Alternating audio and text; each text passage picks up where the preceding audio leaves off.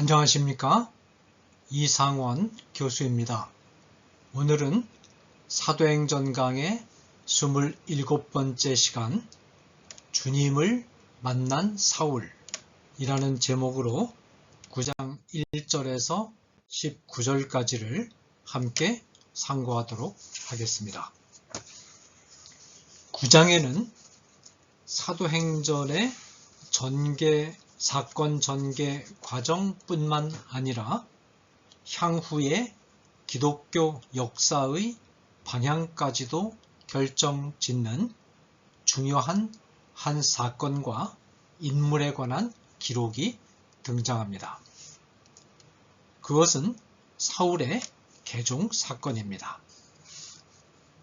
28장에 달하는 사도행전의 이야기 가운데 16장 이상이 바로 이 한 사람의 활동을 기록하고 있으며 신약의 22편의 서신들 가운데 13편 이상이 모두 이 한 사람에 의해 서술되었습니다. 이처럼 초대교회의 선교 역사에 있어서 성경 형성 과정에 있어서 그리고 향후의 기독교 역사에 있어서 막중한 비중을 차지하는 한 인물이 극적으로 기독교 세계에 등장하는 장면이 9장에 서술되어 있습니다.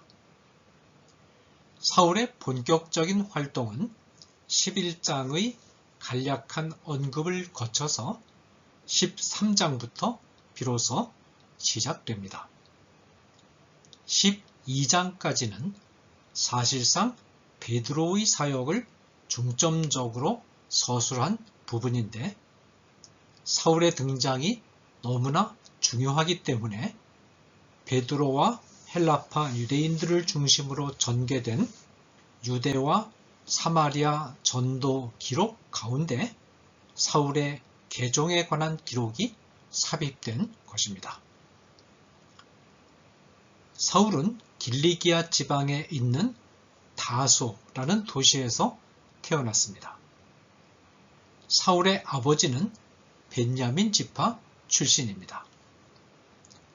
벤야민 지파는 유대의 12지파 가운데 유다 지파와 함께 정통성을 유지한 명문 지파였습니다.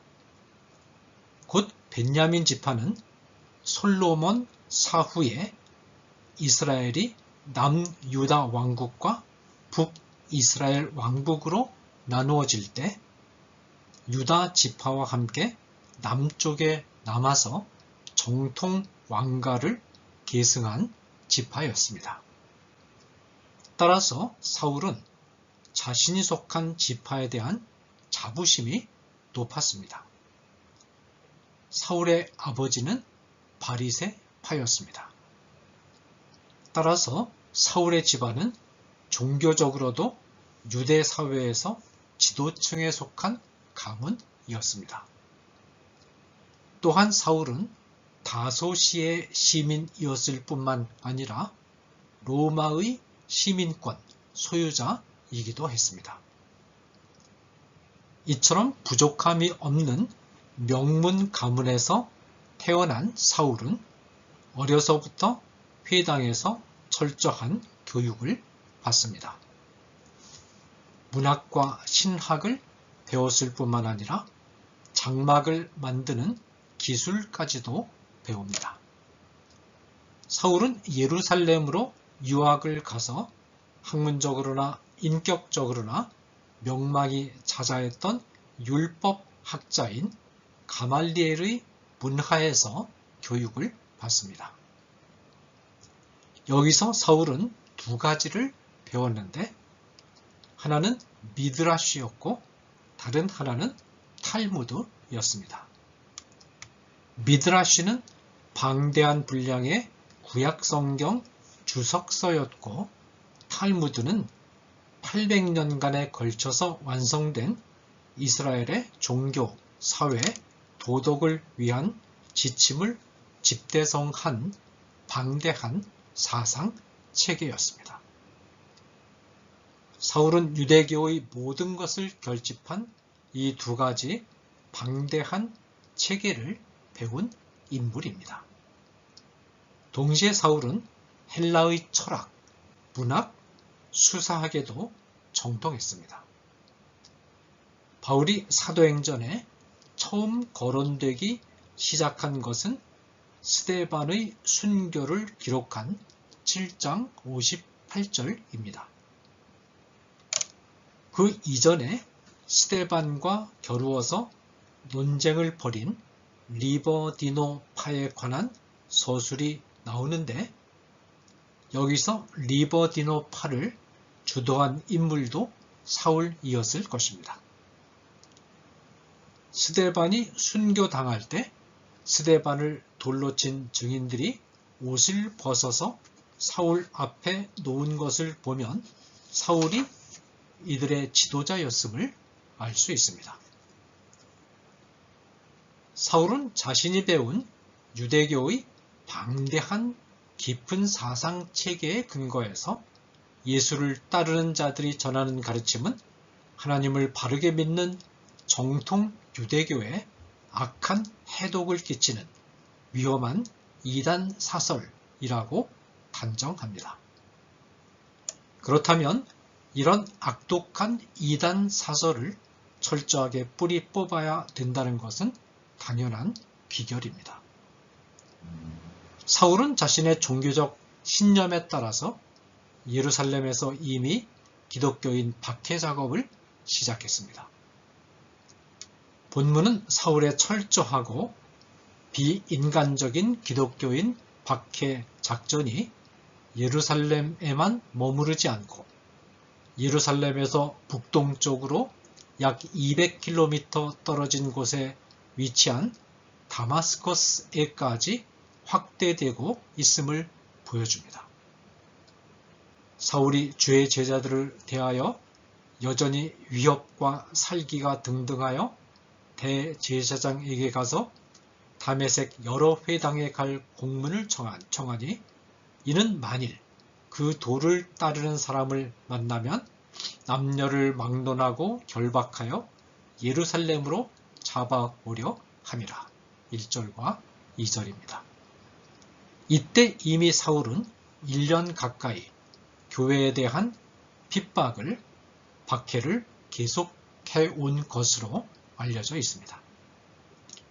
한 가지 의문은 다메섹은 이방 땅인데 유대인들에게만 제한된 권한을 행사하는 산헤드린 공의회의 공문이 어떻게 이방 땅에 사는 이방인들에게까지 영향을 미칠 수 있는가 하는 것입니다. 실제로 산헤드린 공의회의 정치적인 권한은 로마 총독부에 의해서 상당히 견제를 받았을 뿐만 아니라 유대인들 이외에는 아무런 힘도 발휘할 수 없었습니다. 그러므로 여기서 사울의 박해의 주된 표적이 된 자들은 이방 기독교인들이 아니라 회당을 중심으로 형성된 유대 기독교인들이었다는 사실을 알게 됩니다. 살기가 등등하여 다메섹으로 향하던 사울과 사울의 수행원들에게 놀라운 사건이 일어났습니다. 갑자기 하늘에서 빛이 사울 일행을 둘러 비추었습니다. 3절. 이 빛은 햇빛보다 더 밝은 빛이었다고 바울은 나중에 이 일을 기억하면서 말합니다. 26장 13절. 이 빛은 평소보다 더 강력하게 비추는 자연의 빛이 아니라 초자연의 빛, 하나님이 임재하실 때 임하는 하나님의 빛입니다. 그러므로 이 빛은 어떤 자연의 빛과도 다른 빛이요, 하나님의 거룩한 영광에서 뿜어져 나오는 영적인 빛입니다. 이 빛을 접한 순간 사울은 아무런 설명이 없어도 이 빛이 곧 하나님의 임재라는 것을 몸 전체로 느낄 수가 있었습니다. 따라서 바울은 빛을 접한 순간 즉각 땅에 엎드립니다. 그때 이 빛 가운데서 음성이 들려옵니다. 사울아 사울아 네가 어찌하여 나를 박해하느냐. 4절. 이 음성을 듣고 사울은 묻습니다. 주여 누구 신이이까? 이 질문에 대하여 예수님은 이렇게 답변하십니다. 나는 네가 박해하는 예수라. 사울은 이 한마디를 듣는 순간 청천벽력과도 같은 충격을 받았을 것입니다. 도저히 거부할 수 없는 하나님의 충만한 영광이 가득 임했음을 직감하고 하나님 앞에 부복하여 엎드린 순간 자기 자신이 바로 그 하나님을 박해해 왔다는 선언을 바로 그 하나님 자신의 입에서 나오는 말씀으로 들었으니 말입니다. 바울 자신이 지금까지 반평생 이상을 확신 있게 붙들어온 신념과 신앙이 일시에 처참하게 무너져 내리는 순간입니다. 바울은 많은 정열을 바쳐서 구약을 공부해왔고 탈무드와 미드라시라는 방대한 문헌을 독파했습니다. 그리고 그 넓고 깊고 든든한 토대 위에 세워진 믿음에 따라서 이제 하나님을 위하여 열정을 바쳐 진리의 적을 토벌하고 있는 마당에 자기가 지금까지 해온 일이 바로 그 하나님을 괴롭히는 일이라는 것을 하나님 자신의 입으로 들었으니 이게 도대체 어떻게 된 일이란 말인가? 긴 말이 필요 없었습니다. 이 하나님의 말씀 한마디가 주는 충격과 힘에 얻어맞은 사울은 완전히 거꾸러져 버린 것입니다.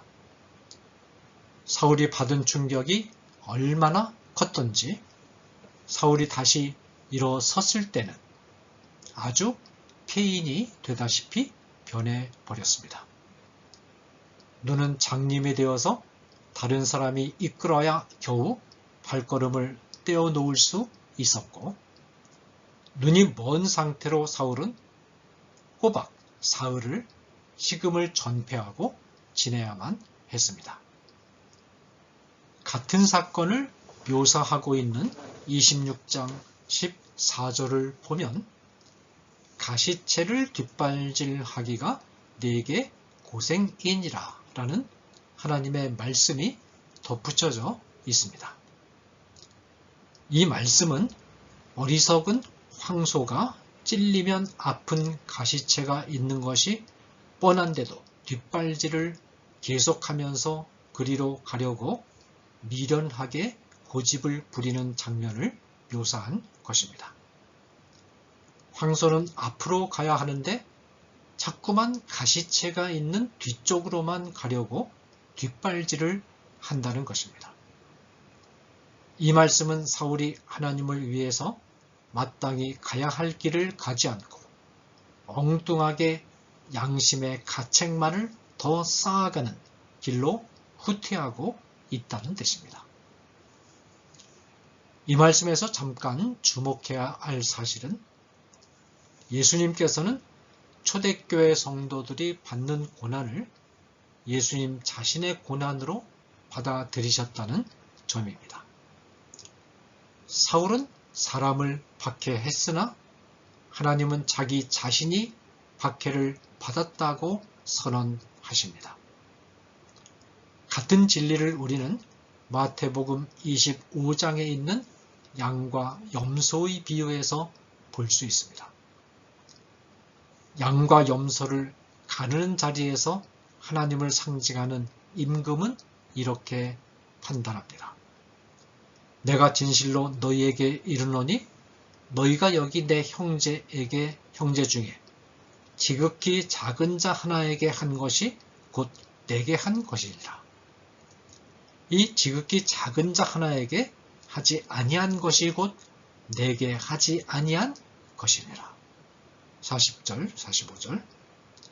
하나님은 고난과 핍박에 처한 성도들을 특별히 마음에 두시며 그들의 편을 드시며 그들에게 한 일을 곧 자기에게 한 일로 받아들이십니다. 사울이 예수님의 부르심을 받은 사건은 하나님이 하시는 일이 극히 신비롭고 인간의 상상을 초월한다는 것을 보여줍니다.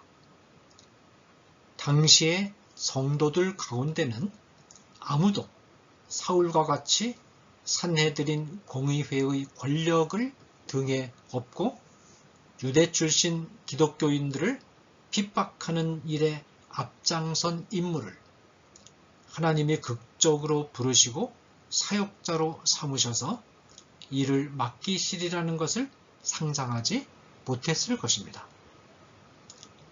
이 점이 이해되지 않았기 때문에 초대교회 성도들은 처음에 사울의 개종을 받아들이는데 어려움을 겪어야만 했습니다. 사울과 같은 인물의 극적인 개종 사건을 보면서 우리는 경이로움과 놀라움에 사로잡히게 됩니다. 그리고 하나님의 생각의 깊이와 넓이를 보게 됩니다. 오늘 우리의 입장에서 보게 되면 하나님이 사울을 부르신 이유가 너무나 분명합니다. 사울을 통해서 유럽 전도가 본격화되었고 신약성경의 3분의 1이 형성되었으며 사울을 통하여 기독교의 교리와 윤리의 중요한 골격이 형성되었습니다.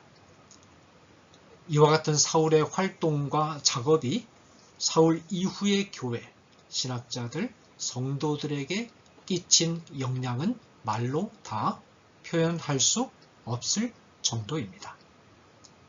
사울이 개종한 후 2000년의 세월이 지나고 나서 이 세월을 돌이켜보면서 사울을 보기 때문에 우리에게는 하나님이 사울을 부르신 이유가 분명하게 인식됩니다.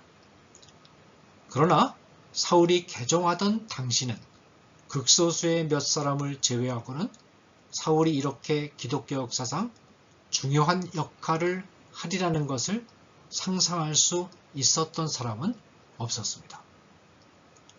사울 이후에 전개될 역사를 알 길이 없는 그들에게는 단지 교회를 지독하게 핍박하다가 갑자기 돌아선 한 인물, 그래서 의심의 눈초리로 바라볼 수밖에 없는 한 인물만이 눈에 들어올 뿐이었습니다. 하나님이 계획하시고 행하시는 일들은 하나님의 깊은 생각 안에서 또 긴 시간을 내다보시면서 진행되는 경우가 많습니다. 우리는 하나님의 깊은 생각을 알 수 있는 능력이 없고 긴 세월을 내다볼 수 있는 안목도 없기 때문에 하나님의 일이 우리의 눈에는 납득하기 어렵고 상식을 벗어난 것 같고 비합리적인 것처럼 보일 수 있습니다.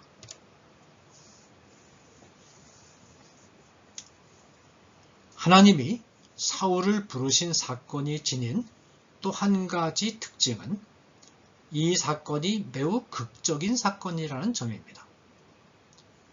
사울의 개종은 순간적으로 그리고 특이한 방법으로 일어난 사건입니다. 우리는 사울의 개종이 극적인 방법으로 일어나야 했던 이유에 대해서 생각해 볼 필요가 있습니다. 물론 하나님이 어떤 방법으로 성도들에게 나타나시든 그 방법에 대해서 우리가 옳다든지 그르다든지 해서는 안 됩니다. 또 왜 그런 방법으로 회심하게 했는가도 하나님만이 아시는 것이요. 우리 인간이 그 이유를 정확하게 알 수는 없습니다. 그것은 하나님 고유의 영역에 속하는 일입니다.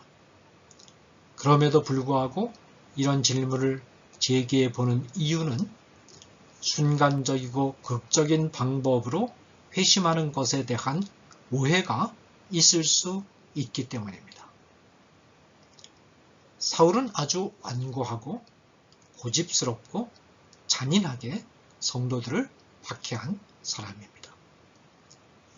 이와 같은 사울의 완고함과 잔인함을 깨뜨리기 위해서는 이에 상응할 만한 극적인 방법이 동원되어야 했을 것이라는 추측이 가능합니다.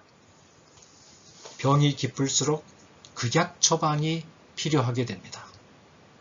병이 깊지 않으면 극약 처방을 할 필요가 없습니다. 가벼운 처방으로도 충분합니다. 그러므로 하나님이 사울을 이렇게 극적인 방식으로 회심시키셨다는 것은 그만큼 사울의 마음이 완악했고 또 악한 행동을 많이 했음을 반증하는 것입니다. 얼마나 주님을 괴롭게 했으면 주님이 친히 나타나셔서 내가 나를 박해한다 라고 말씀을 하셨겠습니까? 그러므로 사울이 주님을 만나 개종하게 된 사건은 하나님의 영광스러운 임재를 경험한 귀중하고 영광스러운 사건이기도 하지만 다른 한편에서 보면 사울이 얼마나 많은 악을 행한 인물이었는지를 보여주는 사건이기도 합니다. 우리가 간증을 할 때 주님이 우리에게 특별하고 기적적인 방법으로 나타나시지 않으면 회개하지 않을 정도로 교만하고 완악하고 악한 일을 한 것은 아닌지 자기 자신의 모습을 돌아보는 것이 필요합니다. 또한 사울의 개종 사건은 하나님이 은혜의 하나님이심을 우리에게 선명하게 증거해 줍니다. 하나님은 사울을 자신의 백성으로 부르시고 자신의 사역자로 삼으실 때 사울의 과거의 행적을 전혀 문제 삼지 않으셨습니다. 사울의 있는 모습 그대로 사울을 부르셨습니다. 그리고는 사울에게 이방인 선교라는 중차대한 임무를 바로 맡기셨습니다. 이처럼 조건 없는 하나님의 부르심을 받은 사울은 후일 갈라디아서와 로마서를 통해서 구원은 오직 값없이 하나님의 은혜로 주어진다는 구원의 원리를 강조하게 됩니다. 구원은 오직 값없이 하나님의 은혜로 주어진다는 사울의 가르침은 바로 다메섹 도상에서의 경험에 기반한 살아있는 가르침입니다.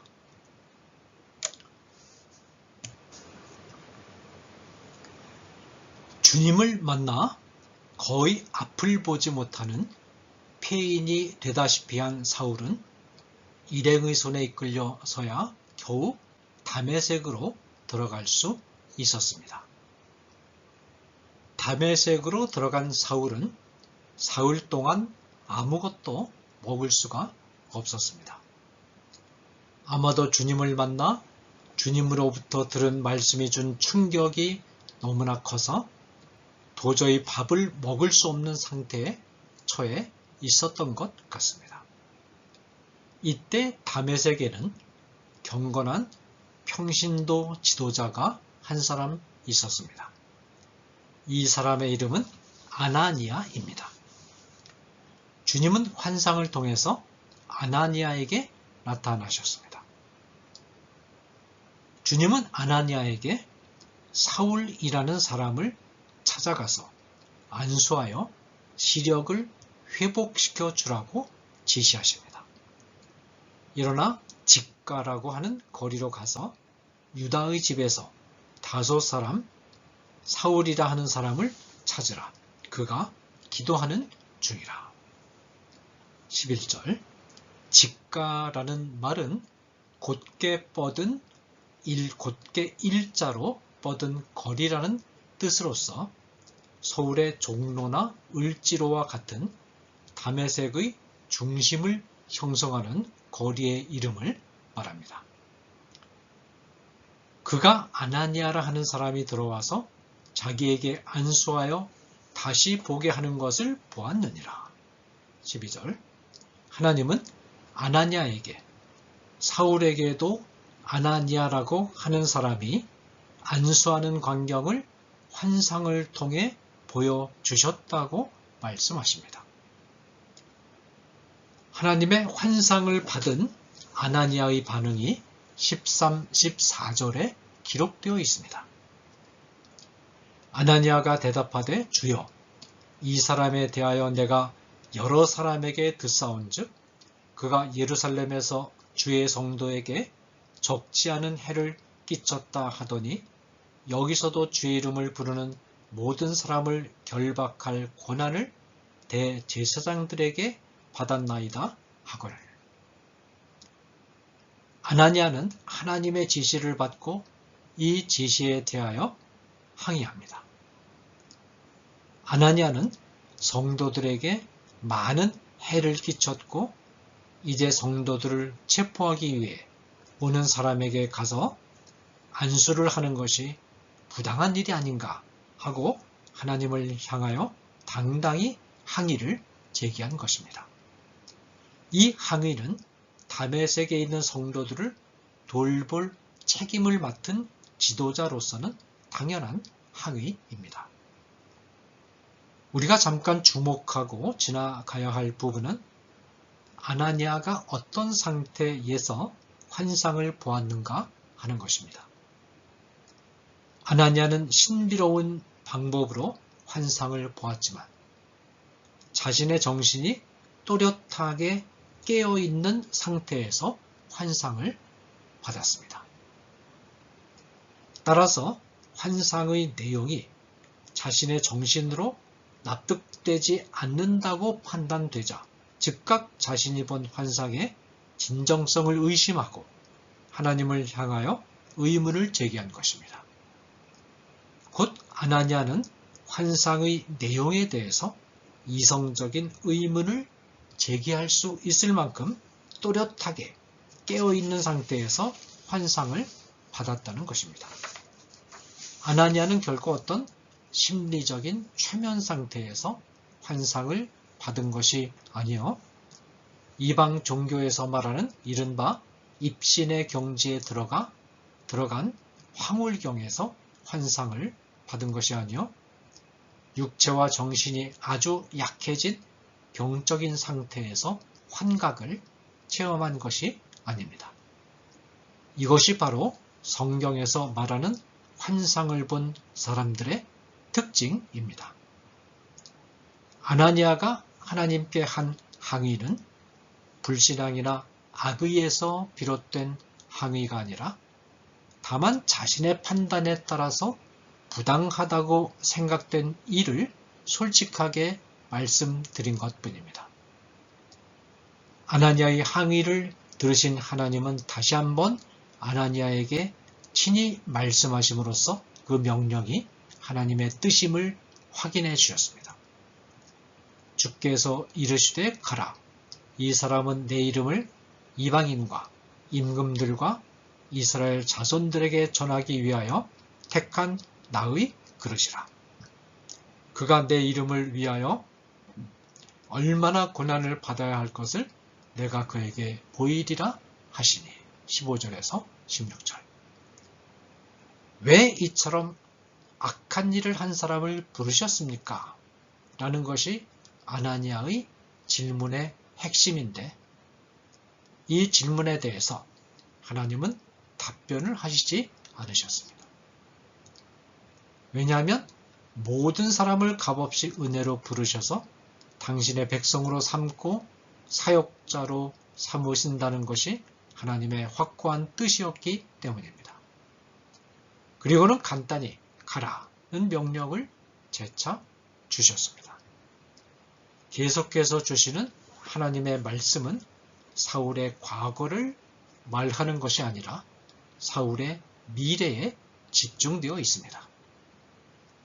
미래의 사울은 하나님의 이름을 전하는 사역자가 될 것이며 하나님을 위하여 많은 고난을 받게 될 것임을 알려주심으로써 답변을 대신하셨습니다.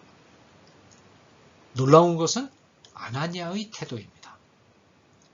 한 차례 항의를 하고 이에 대한 하나님의 말씀을 듣고 난 아나니아는 반신반의하던 마음을 딱 접고 또 조금도 하나님의 말씀을 의심하지 않고 바로 말씀에 순종합니다.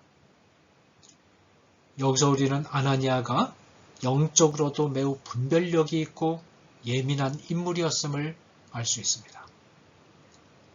아나니아는 명령의 부당함을 항의할 줄 아는 인물임과 동시에 하나님이 재차 명령을 주실 때 즉각 자기 생각을 접고 명령에 순종할 줄도 아는 인물이었습니다. 마찬가지로 우리 성도들은 설교나 성경 공부나 성경 묵상 등을 통해서 자신의 생각이 하나님의 뜻이 아니라는 것이 분명히 깨달아질 때는 자기의 생각이 더 합당한 것 같아도 신속하게 포기할 줄 알아야 합니다. 아나니아는 곧바로 사울에게 찾아가서 자신이 사울을 찾아오게 된 경위를 알리고 사울에게 안수를 합니다. 안수를 하자 곧 사울의 눈에서는 비늘 같은 것이 벗겨지고 사울은 시력을 회복했습니다. 사울은 아나니아의 안수를 계기로 성령을 충만히 받았고 이어서 예수 그리스도를 주로 고백하는 세례를 받았습니다. 그 후에 비로소 사울은 음식을 먹을 수가 있었고 건강을 회복했습니다. 그리고는 다메섹에 있는 주님의 제자들의 일원이 되어 그들과 함께 지내기 시작했습니다. 여기서 우리는 아나니아가 다메섹에 있는 성도들에게 매우 신망이 두터운 사람이었음을 알 수 있습니다. 아마도 아나니아는 사울을 의심하는 다메섹의 성도들에게 그간의 경위를 잘 설명했을 것이며 아나니아를 믿고 따르는 다메섹 성도들은 아나니아의 설명을 듣고 흔쾌히 사울을 교회의 식구로 받아들였던 것 같습니다. 이렇게 해서 사울이 교회에 발을 들여놓게 되었고 여기서 세계 변혁의 씨앗이 움트기 시작한 것입니다. 감사합니다.